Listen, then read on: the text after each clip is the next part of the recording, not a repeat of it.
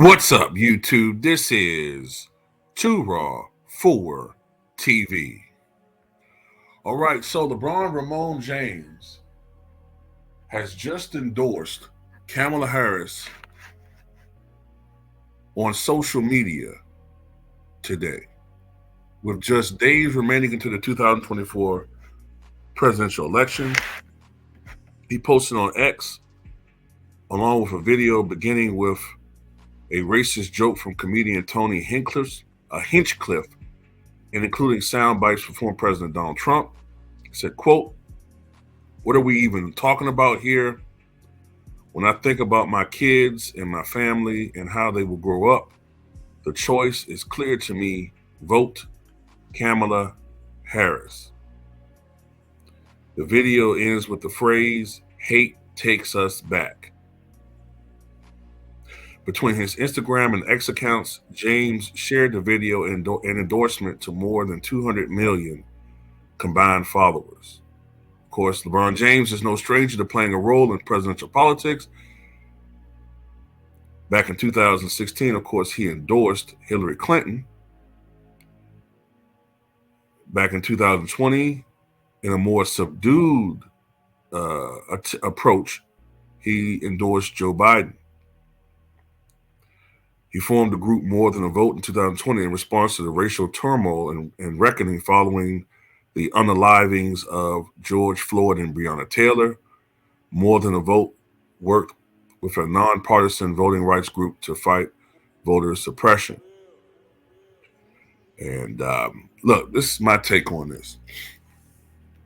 Everybody has a right to endorse who they want to, vote for who they want to, you know.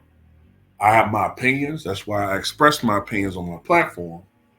But I don't mind if people post who they want to vote for in my format. Look, I know I have a lot of Trump supporters on my format because by design, if you're anti-Democrat like I am, and I'm anti-Republican, but I'm more anti-Democrat because, look,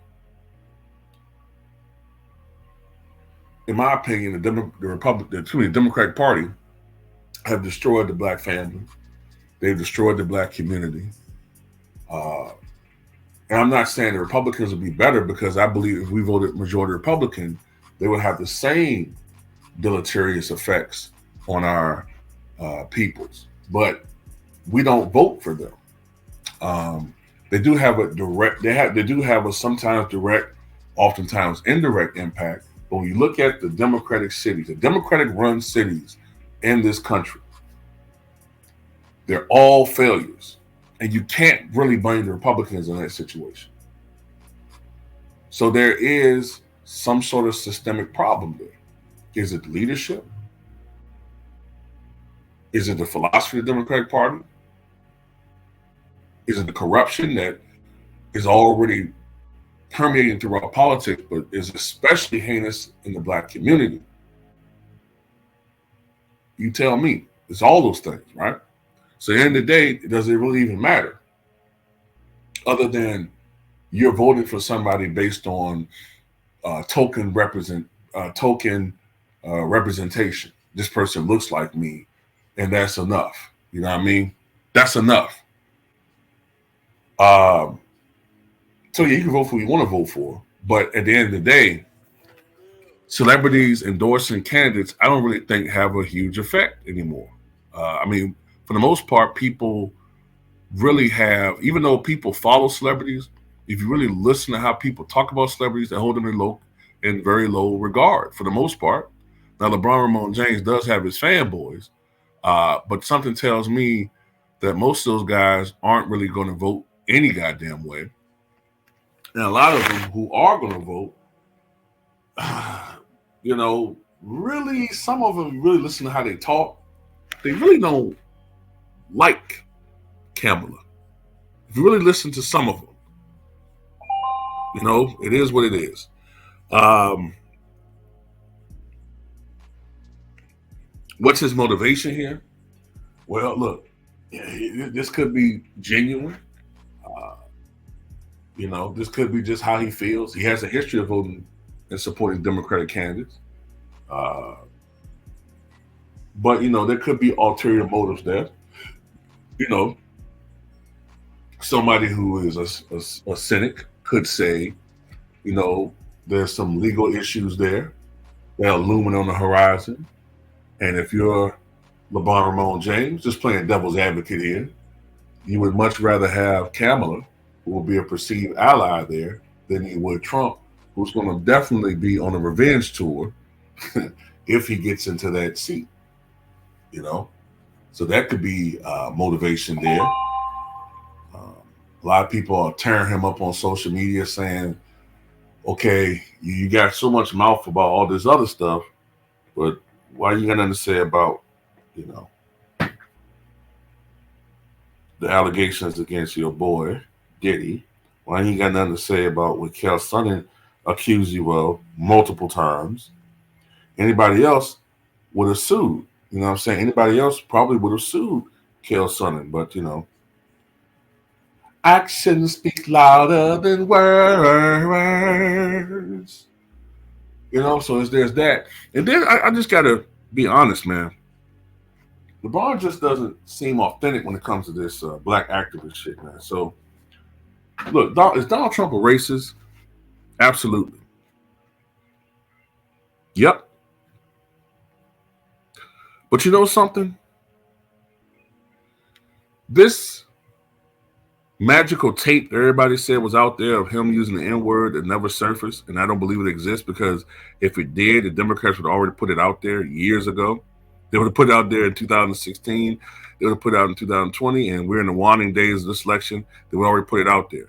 But there is a tape of the Lakers coach, J.J. Redneck, a.k.a. Albert Einstein II, who used a racial slur or an ethnic slur, however you want to look at it, against Chinese Americans on tape. And the NBA covered it up. Like they cover up a lot of these guys, disgusting and amoral excesses. Then, there's all these other allegations about JJ Redneck using the N-word. He was on campus in Duke, and emails with him, using racial epithets against Latinos and black people. Look, so you really ain't got no credibility when you talking about somebody is a racist, bro. Honestly. You take up for this dude. You got rid of a black coach in Darvin Ham for this guy. Somebody won't take you seriously, man.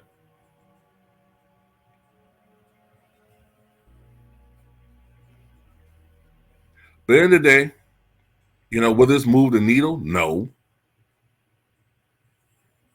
Hillary Clinton still lost in 2016. You couldn't get her to carry your home state of Ohio. Matter of fact, she lost it pretty bad. Joe Biden was going to win anyway in 2020 with that environment. So your endorsement rung hollow then. I don't know who's going to win this race in 2020. But at the end of the day, I don't know what this was about, because I don't look, to be honest with you, do any of us really think or believe that LeBron knows any of her policies?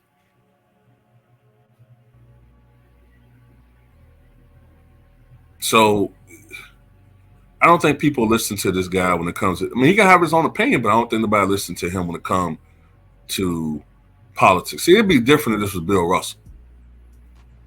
Bill Russell was informed of the issues. You know what I'm saying? He really had legitimacy when it comes to being out there, and he really showed, and you knew he cared about his people. Even with Chamberlain, even though most people didn't agree with his political philosophy, he knew He knew about what was going on out there. He knew about each candidate. He knew what their positions were, uh, their actions as president, what they got done, their domestic policy, their foreign policy. He knew about all that. He could name members of the cabinet. Hell, half motherfuckers can't even tell you who the vice president is right now. That's a trick question, by the way. But Kamala ran for president. How could she be vice president? Um, Look, man, at the end of the day, nobody cares, right? Nobody really cares as far as this moving the needle in one way or the other. But people are cooking this dude, man, because you got so much to say on this situation, but you ain't got nothing to say about these other allegations. You know, and there's multiple things there. But anyway, that's all I got to say about it. Tell me what you guys think.